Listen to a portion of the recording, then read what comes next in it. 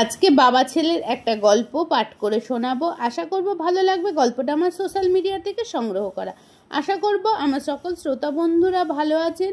বড়দের প্রণাম আর ছোটদের অনেক অনেক আদর দিয়ে আজকের ভিডিওটা এখান থেকে শুরু করা যাক। এবং আজকের ভিডিওর মাধ্যমে কিছু হয়তো আমরা সারমর্ম বুঝলেও বুঝতে পারি, কারণ আমরা কিন্তু অনেক কিছুই বুঝতে পারি না, এড়িয়ে যাই। সেই জিনিসগুলোই কিন্তু আমরা বুঝতে পারবো। তো চলো বাবা ছেলের এই গল্পটা পাঠ করা যাক। বাবার সাথে ছেলের কথা কাটাকাটি। 2 বছর কথাই বন্ধ, তাই ছেলে চাকরি খোঁজে। ক্লান্ত শরীরে বাড়ি ফেরে। একদিন হঠাৎ, বাবা এত মন খারাপ কিসের?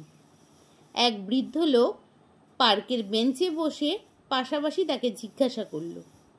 ছেলে মলিন মুখ নিয়ে বলল, চাচা যান, চাকরি পাচ্ছি না। মন খারাপ করো না, ভাগ্যে থাকলে ঠিক পাবে।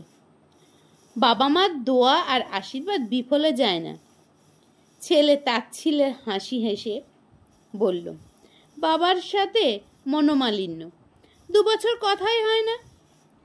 না গো বাবা, এ যে মহাপাপ। বাবার সাথে কখনো রাগ করো না, মহাপাপী তুমি। বাবা আমায় বোঝে না, আমার চেষ্টা তার নজরেই পড়ে না। বাবা সব দেখেন। বাবা মনে রাখো, সব কিছুর ঊর্ধ্বে সে তোমার বাবা। সে তোমায় যেমন শাসন করে তোমার মনে আগুন জ্বালিয়ে রাখার জন্য।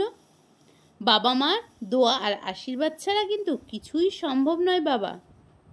বাবার এই বকুনি এবং শাসন থেকে কিন্তু আমরা উন্নতির পথ অবলম্বন করতে পারি। বাবারা কিন্তু শাসন করে ভালো পথ দেখানোর জন্য, তাই কিন্তু তারা বকেন।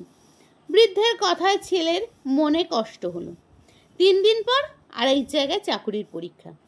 বের হওয়ার আগে বাবার ঘরে উকি দিল। ছেলে উকি দিল, বাবা তখন ঘুমোচ্ছে দেখল। বুকের ভেতর একটা ঘরঘর শব্দ হচ্ছে। ছেলে ইতস্ততভাবে বাবার পা ছুঁয়ে মনে মনে আশীর্বাদ চাইল। তারপর রওনা দিল পরীক্ষা দিতে। পরীক্ষা দিয়ে ছেলের মনে হয়েছিল বিগত 3 বছরে এত ভালো পরীক্ষা সে দেয়নি। মনে হয় এবার সুযোগ পেলেও পেতে পারে। মাসখানেক পর ইন্টারভিউ ডাক এলো। ইন্টারভিউ দিয়ে আসার পর দিতে যাওয়ার আগে কিন্তু বাবার ঘরে উকি মেরেছিল, কিন্তু বাবা যেন কিসের একটা বই পড়ছিল, আর বাবার পা ছুঁয়ে আশীর্বাদ নেওয়া হলো না। ইন্টারভিউ ভালো হলো, সব প্রশ্নের উত্তরই তার জানা। ওনারা বেশ আগ্রহ দেখিয়েছিলেন। সপ্তাহখানেকের মধ্যে জয়নিং লেটার। ছেলের অন্তহীন হাসি এবং আনন্দ আর ধরে না। পার্কে গেল সেই বৃদ্ধর খোঁজে। ভাগ্যচক্রে বৃদ্ধ আজ পার্কেই ছিল। তাকে আনন্দ সহকারে বলল, চাচা যান, চাকরি পেয়েছি, জয়েন্ট লেটার এসে গেছে। বাহ, খুব সুন্দর খবর, খুব খুশির খবর। তাড়াতাড়ি বাড়ি যাও, বাবা মাকে বলো পৃথিবীর সব থেকে সুন্দর দৃশ্য আজ তুমি দেখতে পাবে। চাচা যান, জানো এই চাকুরির পরীক্ষার দিন বাবা ঘুমোচ্ছিল। ওনার অজান্তেই ওনার পা ছুঁয়ে আশীর্বাদ নিয়েছিলাম। এরপর থেকে আমার ভাগ্য খুলে গেল, ভাগ্যের চাকা বদলে গেল। বাবা মা মনে কখনোই দুঃখ দিও না। আচ্ছা চাচা যান, বাবা কি তাহলে আমার উপর রাগ করেছিল এতদিন? না, বাবা তো কবেই ক্ষমা করে দিয়েছে। রাগ করেছিল সৃষ্টিকর্তা স্বয়ং নিজেই। তুমি ভুল বুঝতে পেরেছ, তাই ক্ষমা করে দিয়েছে। সৃষ্টিকর্তা ক্ষমা করে দিয়েছে। আর মা বাবা সৃষ্টিকর্তার আরেক রূপ। তাদের কষ্ট দেওয়া মানে সৃষ্টিকর্তাকে কষ্ট দেওয়া। বাড়ি গিয়ে বাবাকে এই খুশির খবরটা আগে দাও।